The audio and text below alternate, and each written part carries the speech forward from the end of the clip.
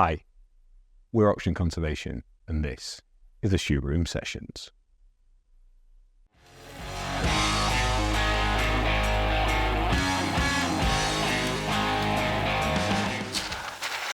Hi, Ash. Hi. So we're at your estate, aren't we? We are indeed. Can you tell people where we are? We are at Manor Farm, which is a 694-acre estate. Fall's important, isn't it?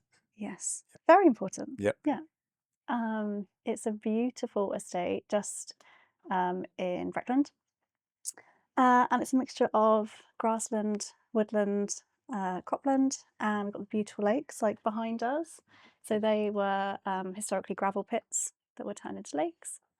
We'll obviously go into more about it, but that is just the overview. The bird life you can probably hear is in abundance, and it's just a really special place. So how on earth did you get to be estate manager here? Take us back to the start of your story. Very untraditional. I've never been one of those people that knew what they wanted to do. Never. I don't think anyone does, No. really. And you kind of, I just flicked between ideas. So history is quite varied. Where did you grow up? So I was born in Manchester. My family moved down to Norfolk, so I have pretty much been here my whole life. School was fine. Didn't love it. Didn't find anything that really grabbed me. Didn't have a subject that I was super passionate about. So I just kind of like flowed through that. Went to college. I thought, I don't know if I should admit this because you'll make me do it, but I thought I was quite good at singing. Wanted to go into performing arts. Did that for a couple of years and didn't love that. What didn't you love about it? I very quickly realised I don't like being centre of attention. So having to be on stage in front of a lot of people, don't get me wrong, it builds confidence, but it's not where I love to be. So I thought, okay, I've given that a go. Quite like the production side of it. So we got to do like costume design and makeup artistry alongside it. So it's quite cool. And I thought maybe actually from this, it might be interesting to kind of be behind the scenes and like staging or production management or something along those lines. Still wasn't really sure. And it was an option, but it wasn't an obvious option that you could go off and travel and you could do apprenticeships and you could explore all of these fun different things. I think I was still very much in the mindset of you have to stay in education, then you'll go and find a job. So from that, I then went to university and did event management. I didn't learn as much as I wanted to. Again, I don't know if that was a passion thing, that I just wasn't really in it. It was a brand new course at university, so it was still kind of finding its feet, and I don't know whether it was just the layout of the whole program they were trying to teach us. I don't know. Did you enjoy being at uni outside of the learning? It wasn't for me.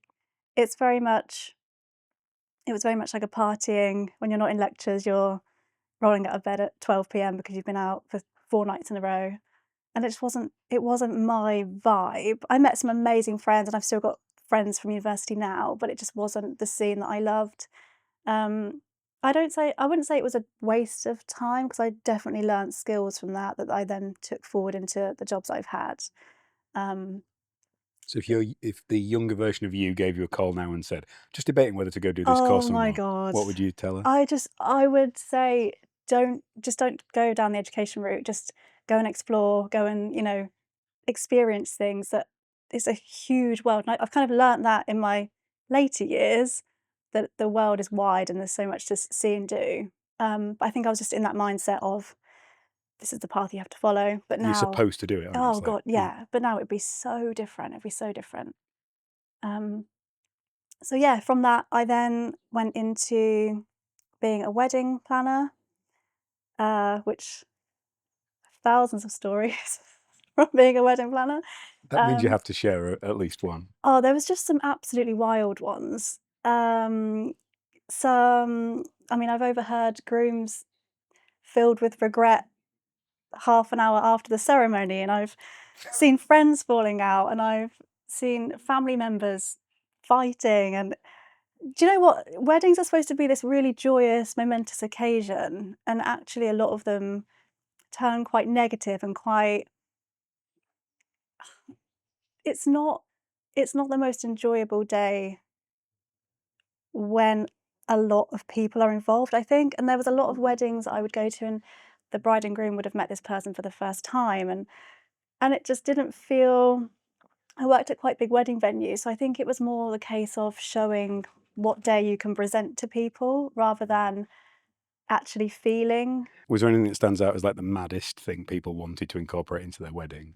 I didn't have any outrageous requests. I think it was just more the cost of what they wanted to include. So, like, really simple things like just the flowers and the catering, but they would just be obscene. If you put wedding in front of something, the price triples, and that's like, We had a rule at ours, and we had a small wedding like 13-ish years ago now. yeah. Hopefully that's right, Helen. And there was a rule that Helen's parents are very sociable, and they wanted to invite a lot of Mhm. people. I'm like, if these people could not recognise me walking down the Yeah. street, they're not coming. Yeah, it becomes almost like a Trophy yeah, showing. and it's like yeah. a performance of like, look at our marriage, look at the place that we've all like invited you to. And for me, it just kind of lost that special feeling of, it's just for two people. It's not that. The best piece of advice we got was have the wedding you want to have, not that Yeah, your parents and and other people want you to have. yeah, I couldn't agree more with that. So how long did you do that for? I did that for around 5 years. Wow, so that's a big chapter. Yeah, it was a big chapter, different venues. They were all in Norfolk, but just all in different venues across Norfolk. I learned so much, and it was a fun job, but after a while, it kind of took a toll on when you're doing 3 weddings a week, and you're trying to live, and you're trying to plan the next one, and you're trying to appease all of your brides. It's Can't imagine going to that many yeah, weddings. it gets a lot. Yeah. It gets a lot. So I just kind of wanted to move out of that. I wasn't sure what that's going to be. I then just fell into an admin role for a while. And did you leave the wedding stuff with nothing and just decide I'm going to find something, or had you lined up the exit? Yeah, Just had enough. it got to the point where I just had to leave. I just couldn't find a joy in it. I couldn't find a purpose to stick it out. I just just wanted to kind of get away from that scene. So admin job, it was fine. Saw me through COVID, so I was like, I had a house to run, so that was fine. And then I was like, I miss the adventure, I miss the thrill, I miss the challenge of things. I need to get back out there and find something that is exciting. So I've always loved to travel.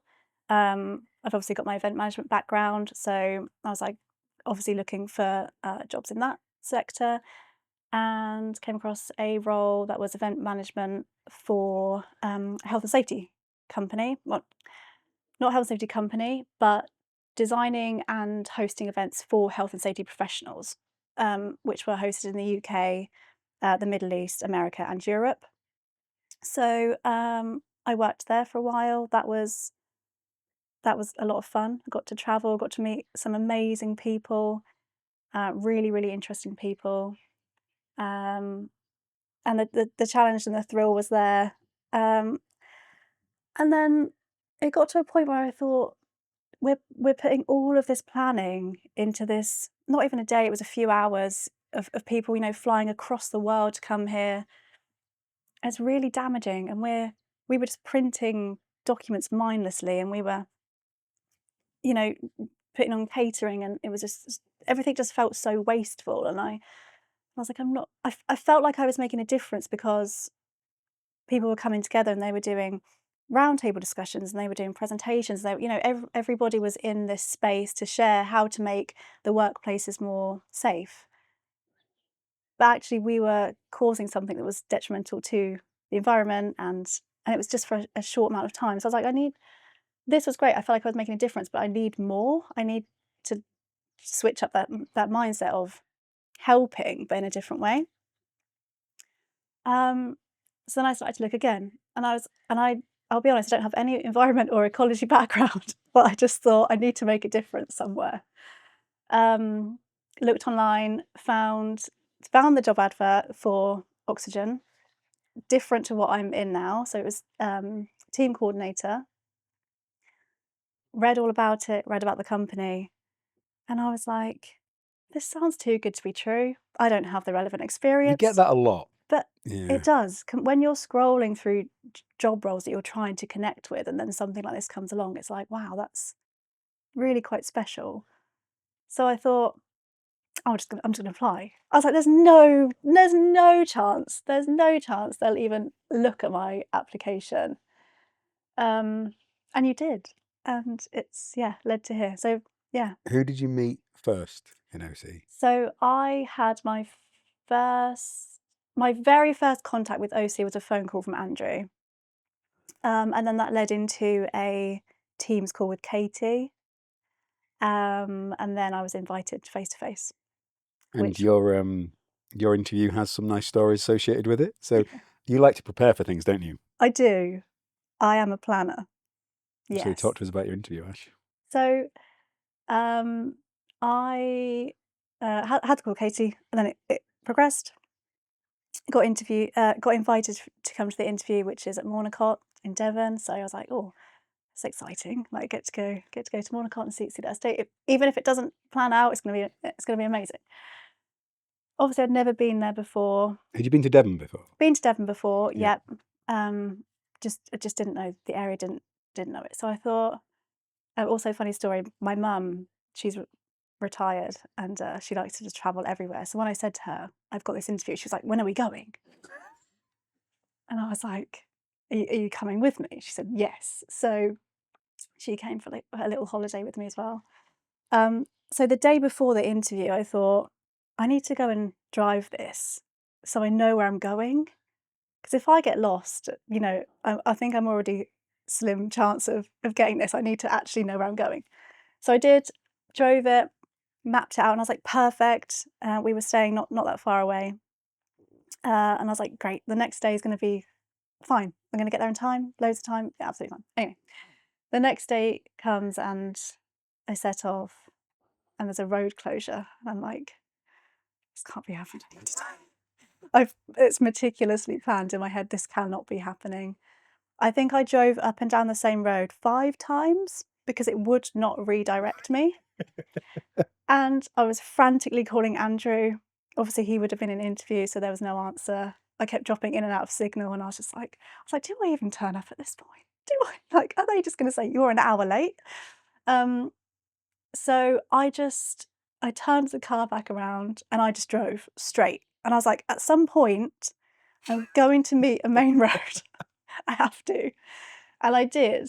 And I managed to find the main road, get it back on maps. And I wasn't actually that late. I think I was 5 minutes late after all of that commotion, which tells a brilliant story now. I was panicking and I was terrified. And then you walked the estate with Charles? I walked the estate with Charles, yes, which was amazing. He is magical, and the estate is magical, and I'm not used to hills, so I was kind of running behind him. You're not used to hills.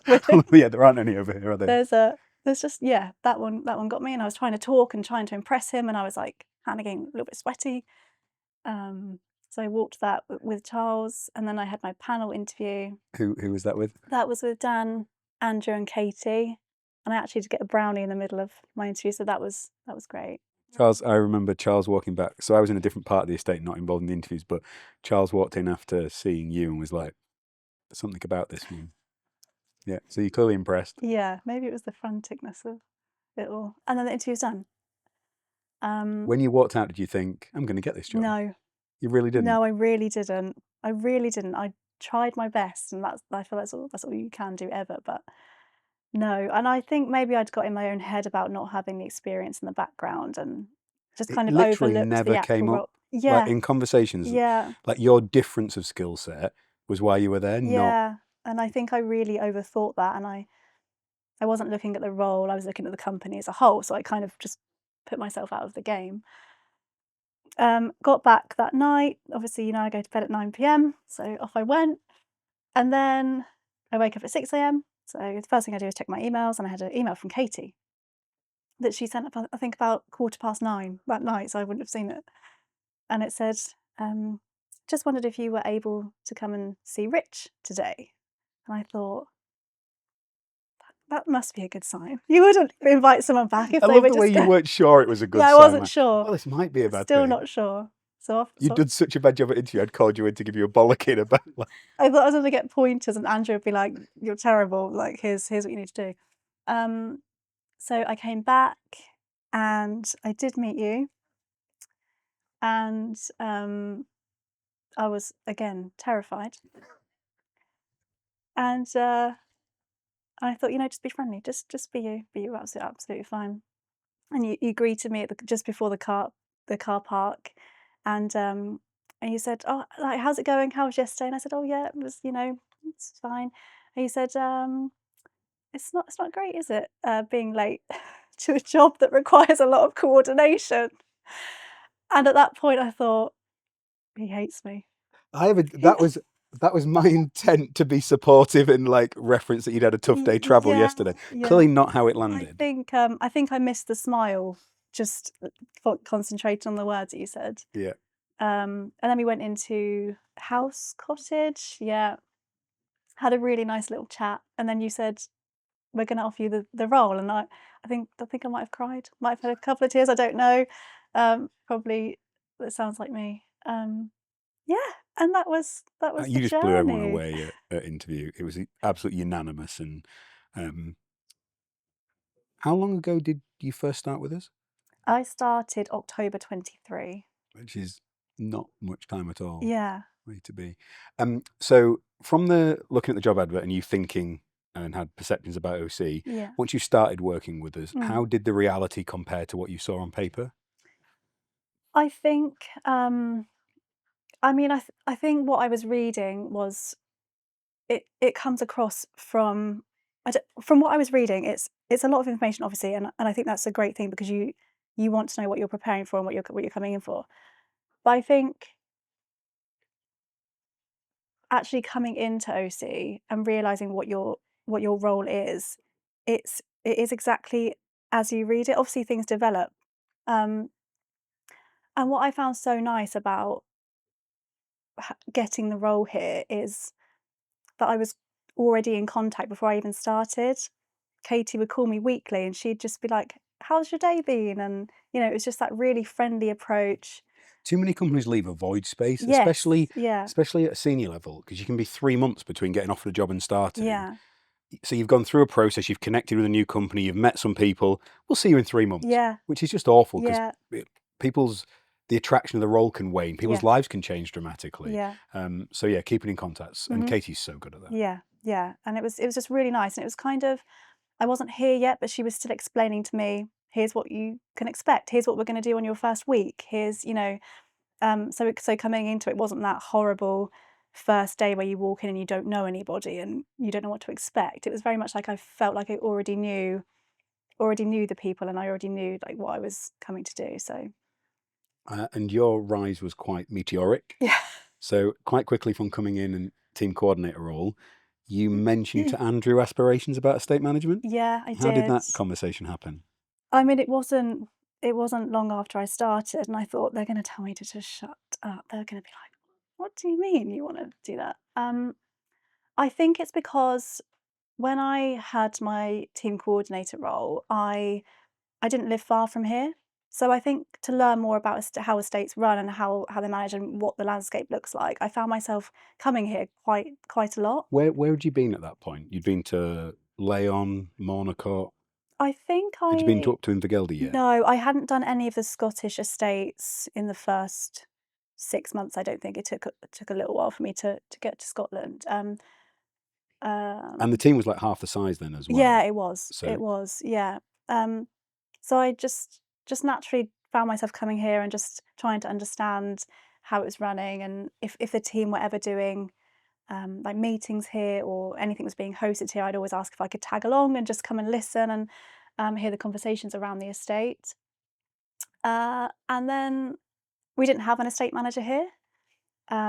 It was a position that wasn't filled. So I just mentioned I might like to, work here more. And I don't know, I just had this feeling that I could do more and I could offer more. So I said to Andrew, I think it was probably I think I'd maybe been here 5 months or so. I can't actually remember the time Was it scale. like, It wasn't maybe long. it was probation meet, maybe it was 6 months in? Yeah, yeah. It wasn't. It was around the 6-month mark. And obviously we talk about aspirations, where we want to go personally and professionally. And I said, I love the idea of becoming an estate manager. I was like, maybe in the future, I don't know what that looks like. And I mentioned it to Katie, and Didn't you put like a 5-year yeah, I put thing on 5 it? to 10 years. Yeah, I did. And I said to, And how many months after that did you? oh, 2 or 3. Yeah, it That's a was. very OC way of doing things, isn't it? It's quite rapid, wasn't it? I remember hearing that and loving you having an aim point and a Yeah, clarity in saying, and you've always done it with such humility, Ashley. You're like, I'd like to try and do that. yeah, You're never like, oh, I'm going to be the best estate manager in the world tomorrow. You're like, I've got lots to learn, but I will give it all. yeah, Um, yeah, everyone just loved that story of you calling it and saying, I want that estate. yeah. That's kind of what it was. And I said 5 to 10 years. This is what I would love to work towards. I've got a lot to learn. Don't have the background. I'm learning as I go. I'm trying to absorb and be a sponge around the team and pick up what people are saying and learn the terminology. I even created my own OC dictionary so that I could remember words and what they meant. And Andrew was like, "Well, why don't we start as estate coordinator?" And I was like, "Okay, yeah, I like the sound of that. Let's go with that." So I came here more often. I worked with alongside Mel and Alex, who run the amazing Wild with Nature. Tried to be more involved in meetings, and then that progressed into estate manager, and here I am. So it's very untraditional, very rapid. I learn something every 10 minutes, not just every day. But yeah, I wouldn't change it for the world. No, and I'm glad I kind of went for it, because if you don't ask, you don't get. And I think everything within reason can be learned when you're given the opportunity and you've got the right people around you. Yeah, so It's such a joy to see, Ash. You're totally in your element here. yeah. So what does a day look like? What is the average? Not that there is one, but if you had to generalize, what's a day in the life of Ash as an estate manager? That changes, and it can change within minutes. I guess massively seasonally here when you've got Yeah, guests in the summer and spring and stuff, and not so yeah, much in winter. yeah.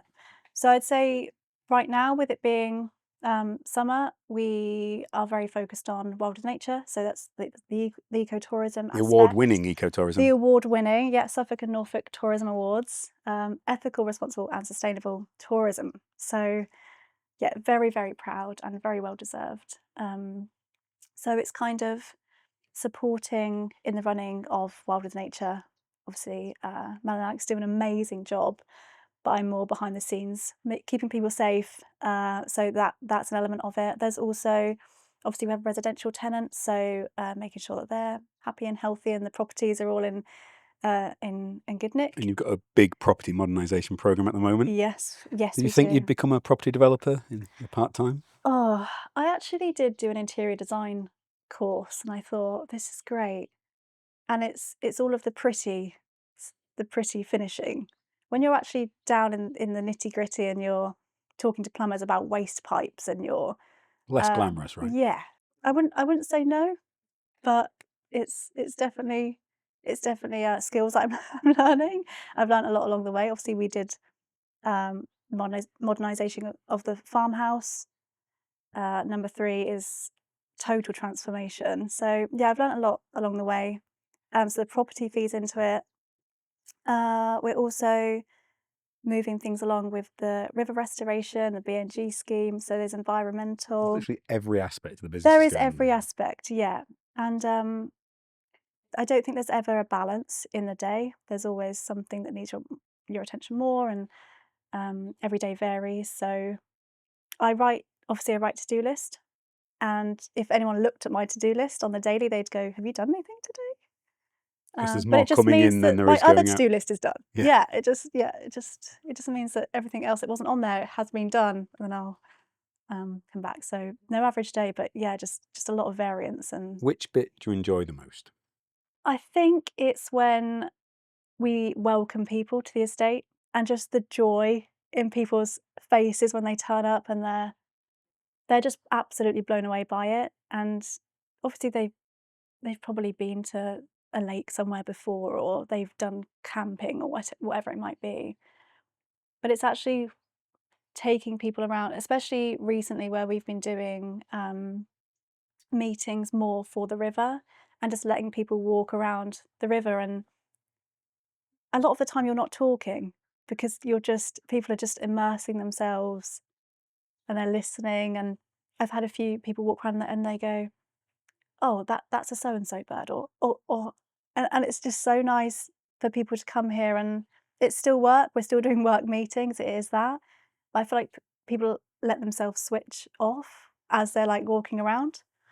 Um, so I think it's that. I think it's just letting people come and enjoy the space that we have to offer. Love it. What's the hardest bit? I think the hardest bit is prioritizing what needs you because I'm the kind of person that's like, I would like to deal with it immediately and I want everybody to be happy. And that's not always possible. You have to really prioritize what's happening across the estate. So I think it's probably that. Everything, yeah, I would love to resolve things as quickly as I can, but that's not always possible due, time constraints. It might be contractor availability. It might be weather dependent. There might be something. But I think it's just taking a step back and realizing, all of these things will get done, but you just have to, prioritize what is needed the most. And obviously everything gets there. And Sometimes if you give things some time, you realise they don't need resolving. this is what I'm learning. I'm very much would like to resolve everything, but you're absolutely right. When you step back and you give it time, you go, it's actually not as big a problem as you think. And I am really learning that. Especially, I think it's gaining all of the knowledge that I feel like I need, and not gaining it at a pace that I thought I would gain it.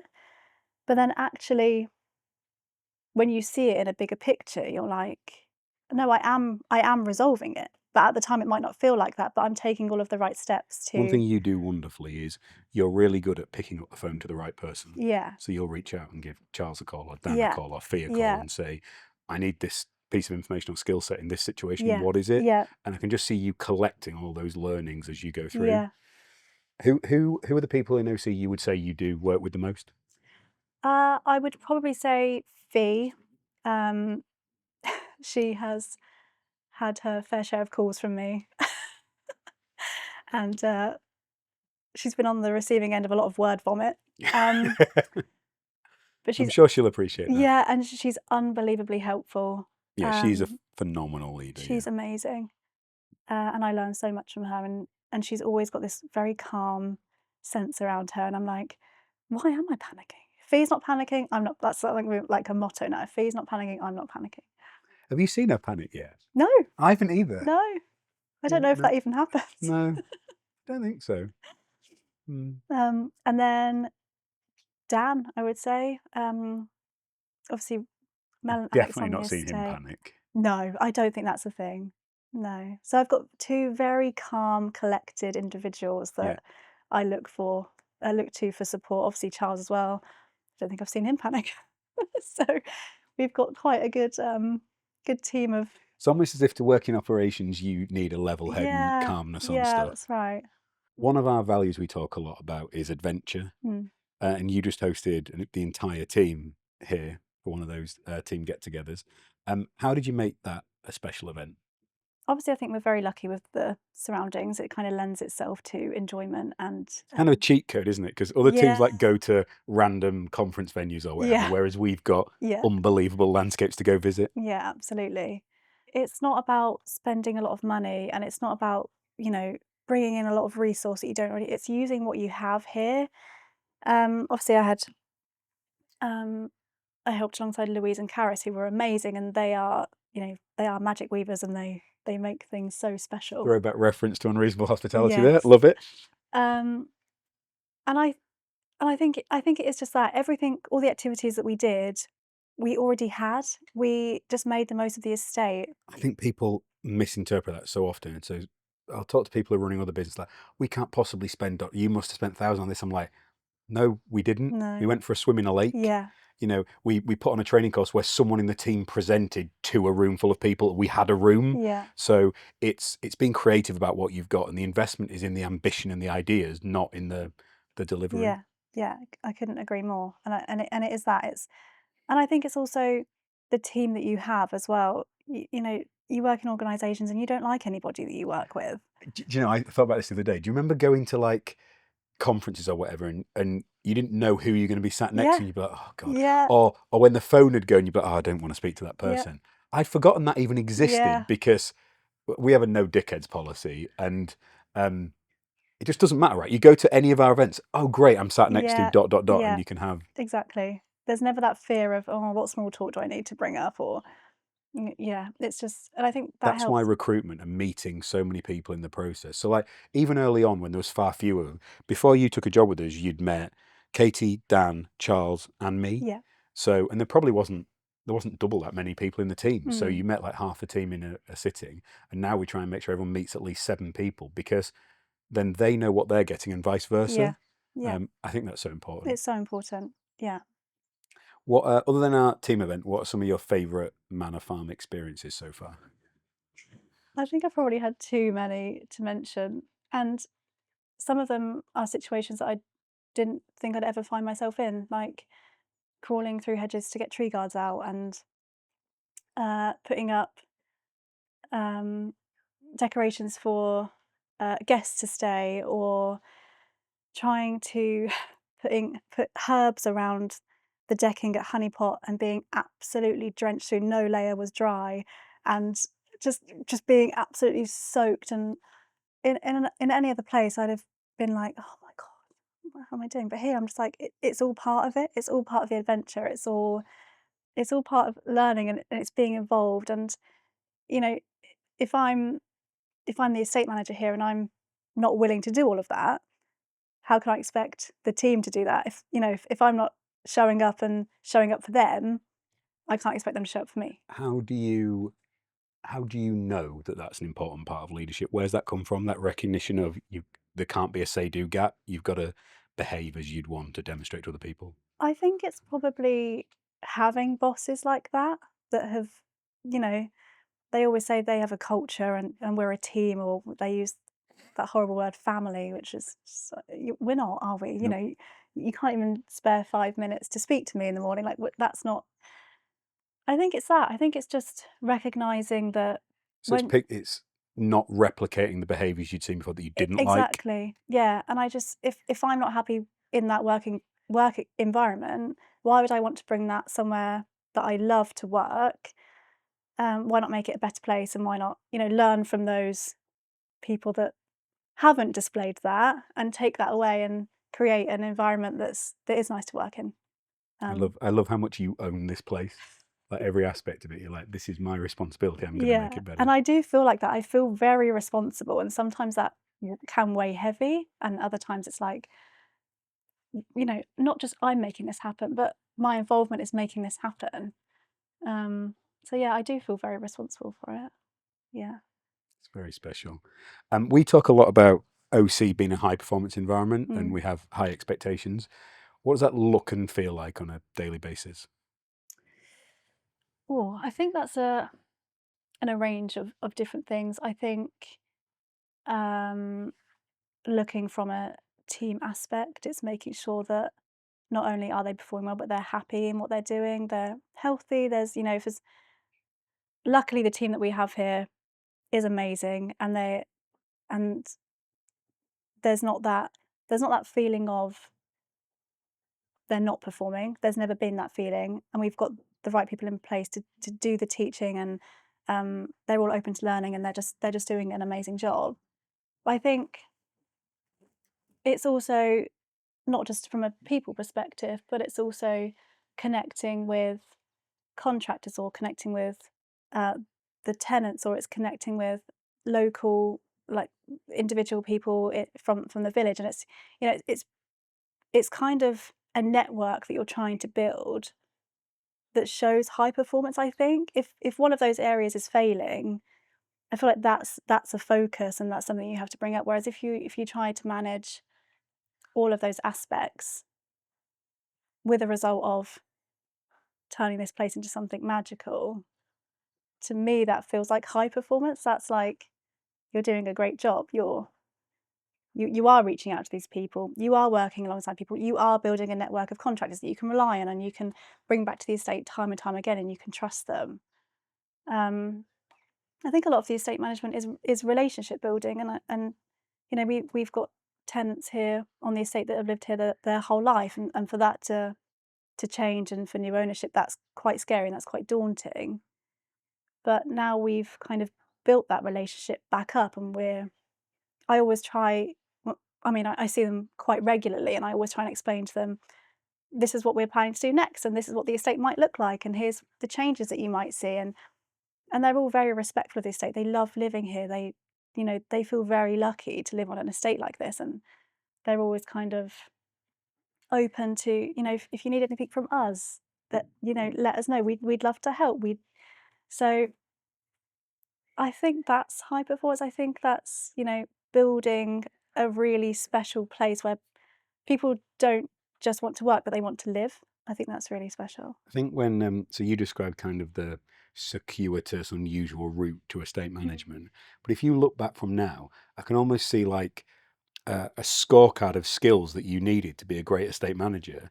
And like you described needing to perform to different audiences, to communicate, to, you know, be emotionally aware and empathetic enough to understand what the bride needs, but also what the tenant needs and what the staff need and things. So each of those other jobs you describe, as you talk through them, you can totally see the skill set you've picked up and put in your database ready for estate management. Yeah. So it's almost, and actually we're seeing that across the estates now. We're getting people who have come from that hospitality performance background. Look at Ben up at Invergeldy. It's key skill sets that allow you to communicate, because, you know, you are the face and the host of an estate, so you need to be able to present it and welcome Archie as well, you know, like that absolute feel for you are welcome, come and enjoy this place, which is really interesting. So high performance also can be very demanding. How do you make sure you look after you in terms of rest, recovery, energy? So that one thing about OC is people have said it can get really addictive and you can end up just working all the time. How do you do that so you don't fall over? Other than going to bed at 9 p.m. I go to bed at 9 p.m. I think that's the trick. Massive part of it. I think that's it. I don't know if I've mastered that just yet. I do work a lot and I work hard, and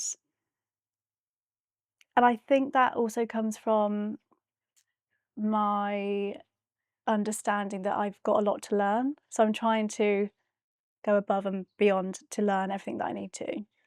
But then there are some days that, you know, I will come down here and I will work down here, and it doesn't necessarily feel like work. So I think if I were to have this role, estate manager, but I was in an office 9 to 5, 5 days a week, it would feel very different. Yeah, just processing documentation about the estate. Yeah, and it would feel very sad, and it would feel, you know, a bit lonely. But I think having this as your playground it helps. It helps. I mean, in the depths of winter, I would probably tell a different story, but we picked a good day to come and visit today. Yeah, I picked a good day. I haven't mastered it, and I don't think there ever is a work-life balance. You're never going to get a balance. You know, you have to. There's sacrifice and there's commitments, and there's, again, prioritizing not just in your work life but in your personal life. But I don't know if I have any tips or tricks. I think it's just the life skills that you learn along the way, and how to manage things, and you understand your limits to how much you can manage. And I think I'm quite good at recognizing, not in like a big scale, but at the end of the day, I'll be like, okay, I've had enough today. I'm not being productive. That's when I'll go and walk Ralph, and I'll come back to it. Do you know, like, I can recognize when I'm just sat there and I'm like, I'm not productive in this moment. Let's let's go away and we'll come back. And I think that knowing yourself is what you're describing there, yeah, which is a massive part of it. So in order to hit and to achieve the life you want, you have to know what that is. yeah, Otherwise, you're trying to aim at something without a plan, and then you'll hmm, definitely miss it. yeah, So being conscious of, you stating, I want to run this estate, okay, and you've gone and done it, yeah, and then it's okay, what do I want my life to look like around there? yeah, And I think my favorite analogy is, no one ever tells a professional surfer to go surfing less. hmm, So if you're loving what you do, yeah, the willingness you are to give to that become like professional footballers. Most of them really like playing football. yeah, So great, do yeah. that. If like I'd hate to be a professional footballer. I'd be terrible at it. It'd be very confusing as to why I was there. But find the right role for you that really works. Hmm. What does the future look like, Ash, for Manor Farm? For Manor Farm, it's exciting. I think the short-term plan that we have for the River Thet is just transformational. Can you imagine you'd be talking in such depth about river No, restoration schemes I like know, a I year know. I ago? don't know who I think I am. Yeah, Dan the Fish. You're gonna laugh, but I think working alongside Dan on something like this, he's so passionate about that it just like oozes out of him, and I mean, it's he literally is the country's leading expert on how yeah, fish interact with yeah, and rivers. it's amazing. And I always try, and whenever we do the river walks, I like listen intently to the language that he's using. And Can you give people a quick overview of what is going to change? yeah, so along the northern boundary of the estate, we've got the Stow Beedon stream, and then down the east side is where the River Thet runs. So we're currently working with bodies to restore them. So that includes introducing woody debris into the Stow Beedon to make it more sinuous and just more interesting. When you You're adopting the actual hydrological terms now. So for those of you out there, wiggly. wiggly, Sinuous means wiggly it and will be meandering. wiggly. Yeah. Yes. There's also a section where at the confluence, so we're grading it back where it's kind of built up and it's stopped the flow. So it will just create a nicer flow along into the River Thet.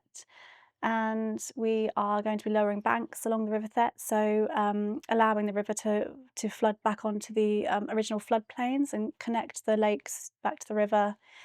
Um, and also hopefully species reintroduction, one of The the end goals, burbot the that didn't. burbot, Yeah. yes. So I mean, to look at now it's quite uninspiring, but when it's done it will just be magical. So yeah, that's what's currently in progress. Love it. And a lot of work on the BNG side of things. Yeah, BNG side is emotion. We actually finished nutrient stripping today. Can you explain to people what that means? So nutrient stripping, from my basic knowledge of understanding. So we've hit river restoration, hospitality, and we're now into agriculture and landscape restoration. So we're doing that to basically draw the nutrients from the soil. So this is all the chemicals, pesticides, and things that have been there Yeah. previously. From when it was cropland, obviously crops were growing. We moved away from that. Previous owners actually went into a countryside stewardship in 2019. So we're just kind of continuing that motion, and part of that is the nutrient stripping. So we're taking nutrient out of the soil, and it allows for new species to grow. So that's part of it. And then in targeted parcels, we'll also look to do scrape creation. There's hedgerow management. I mean, that's a pretty extensive list of things. That's pretty, yeah. Yeah. What are the changes that you've seen already since your time here that have most surprised you or that you're most happy about? There's probably two sides to that. There's see the land and then the business at Manor Farm. So I think the land, it has changed in that obviously we haven't had much interaction with the land as such. We've just been kind of letting it do its own thing as we've been doing the baselining. So we've been doing that to really understand, the species that we have, the flora, the fauna, You told me like 1,600 species across the estate. That's yeah, incredible. it's really special. I mean, we've had species return here and numbers increase. And so I guess those are changes. In terms of visually, it probably doesn't look so different. See, because you but see I it every see day. it Yeah, every I think day. it's softer and messier in a brilliant way. It is. Less manicured and Yeah, constrained. yeah, it is exactly that. And I think I love to see Manor Farm in winter because you can really see it. So everything drops back. Yeah, you can really see the landscape, and I understand it better in winter because I can like map out where things are. I mean, it's amazing. It's when it's green, but it's harder to see it as what it is. I don't know if that makes any sense. It makes total sense. Yeah, it reveals itself in winter. It does. Right? It really does. And yeah, so more changes will happen now, more visual changes, and you will start to see them obviously as we enter the B&G and the river. So I think now, obviously I see it every day, so it's not as obvious to me, but these changes will become more obvious, which is why I've got so much excitement around them, because I can't wait to see, invite people here and for them to see the changes. And yeah, and they'll build on each other. So like the scrapes in the sort of open areas of land, that'll be phase 1. Phase 2 will be as the invertebrates come back. yeah, 3 will be the insects. Then you've got the wading birds and everything like yeah, this. So yeah, each year should offer something different. definitely, yeah, and it'll be. And the business side of things? So I think the business side of things is just how we have progressed with Wild as Nature from what it was last year to this year. How many visitors do you think you'll have this year total? Last year, I think we hit around 650. I'm hoping this year around 800. And you know what? The bookings are reflecting that, and they're reflecting our hard work, and the marketing that we're putting in. Shout out to Elle and the team. It just feels a lot more stable this year. I feel like we've got a good pace. We've got our our structure in place. We've got our processes. We know what's happening, and it just feels a lot more comfortable in what we're offering. So I think the bookings reflect that in that we've been fully booked every weekend for the season at both the lakes and Honeypot. I mean, that's amazing. And it's just amazing, and we're getting so many last minute. Obviously, the amazing weather is helping, but just allowing that many people to come here and enjoy what we have to offer is really special. Love it. We touched on future aspirations for the estate. What about future aspirations for Ash? It's big, and but I just think if I've done it once, I can do it again. I would like to go on to more bigger estates, different location. Have you got one in mind already? Maybe. Maybe. I mean, yeah, that's the dream. I've got a lot to learn, and I think being here will definitely help me learn that. And I already am. Like, I've learned so much. I didn't think I'd be saying words like sinuous a year ago. So And confluence. and confluence. Yeah. Quite like that word. Yeah, it's good. So yeah, that's the I have a dream. 388-page thesis on river restoration if you'd like to read it. I'd love No, to. don't. It's dreadful. In fact, I don't have it anymore. That was my PhD thesis, and it served as a doorstop for a while, and now I do not have that.